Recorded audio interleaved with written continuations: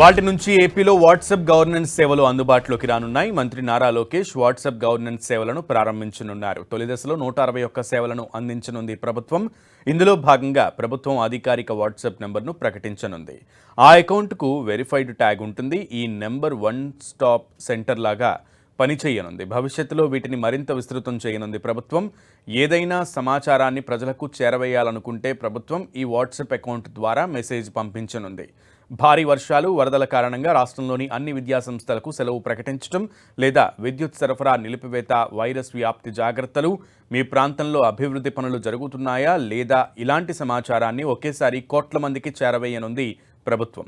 ప్రజలు తమ వినతులు, ఫిర్యాదులు ఏవైనా ఇవ్వాలనుకుంటే ఈ నంబర్కు మెసేజ్ చేస్తే వెంటనే వారికి ఒక లింక్ వస్తుంది.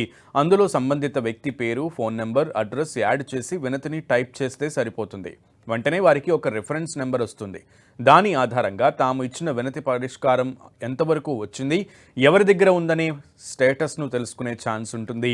తమ పరిధిలో మురుగు కాలువల లీకేజీలు, రోడ్లు గుల్లంతలు వంటివి ఫోటోలు తీసి పెట్టొచ్చు. వాతావరణ కాలుష్యం పైన ఫిర్యాదులు చేయొచ్చు.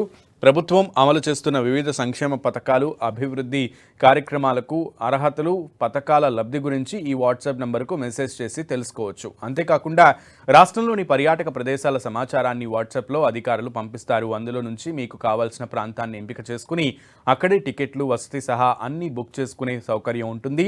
విద్యుత్ బిల్లులు, ఆస్తి పన్నులు ఈ అధికారిక వాట్సాప్ ద్వారా చెల్లించవచ్చు. ఇక రెండో విడతలో మరిన్ని సేవలను ప్రభుత్వం అందుబాటులోకి తీసుకురానుంది. దేశంలోనే మొదటిసారి వాట్సాప్ గవర్నెన్స్ విధానాన్ని రాష్ట్రంలో ప్రవేశపెడుతున్నామని, సర్టిఫికేట్ల కోసం ప్రజలు ప్రభుత్వ కార్యాలయాల చుట్టూ తిరిగే విధానానికి ఇక స్వస్తి పలకనున్నట్లుగా సీఎం చంద్రబాబు తెలిపారు. ఈ సేవలకు సంబంధించి రాష్ట్ర ప్రభుత్వం గతేడాది అక్టోబర్ 22న మెటాతో ఒప్పందం చేసుకుంది.